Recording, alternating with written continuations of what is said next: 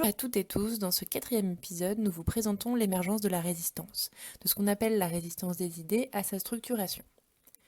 Le milieu résistant grenoblois se fonde d'abord sur une opposition politique.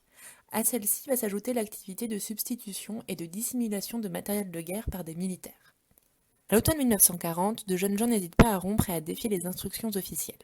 À ce moment, les formes de défiance mises au point par ces jeunes peuvent sembler quasi anecdotiques et leurs moyens dérisoires, notamment en regard avec ce qu'on pourra voir après de cette histoire de la résistance. Donc ces moyens dérisoires sont l'affichage en espace public des emblèmes, des signaux, des symboles ou encore des slogans qui disent leur opposition à l'occupation du territoire, mais aussi à la politique collaborationniste de Pétain. Mais à partir du printemps 1941, on commence à rédiger et imprimer des tracts, à noyauter l'administration publique, à mettre en place des actions sciemment illégales au regard des lois de Vichy. À ce moment, un milieu va naître et un climat va s'installer à Grenoble. À cette première forme de résistance des idées va également s'ajouter l'opposition, plus ou moins formelle, de personnalités unanimement reconnues ou qui parlent au nom d'une morale religieuse. Et ces personnes vont mettre en garde les citoyens. Mais pour passer de la critique à la dissidence, il faut s'organiser, et donc s'attacher à des mouvements de résistance. 4 grands mouvements vont s'implanter en Isère.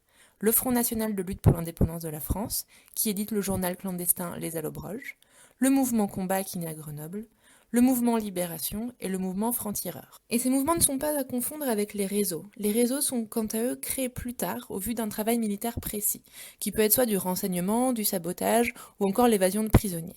Et surtout, ces réseaux résultent souvent d'une initiative extérieure, telle que les services secrets anglais ou encore la France libre. Ce qui n'est pas le cas de ces mouvements qui sont vraiment des mouvements français, des mouvements intérieurs. Et comme on l'a annoncé au début de cet épisode, dès la mi-juillet 1940, des officiers et des sous-officiers vont organiser des cages d'armes.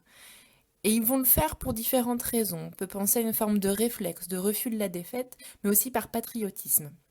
Et on peut penser que les militaires vont organiser cette cage d'armes en imaginant que l'armée d'armistice, qui a donc été créée après la signature de l'armistice, va pouvoir servir un jour au rétablissement de l'indépendance de la patrie.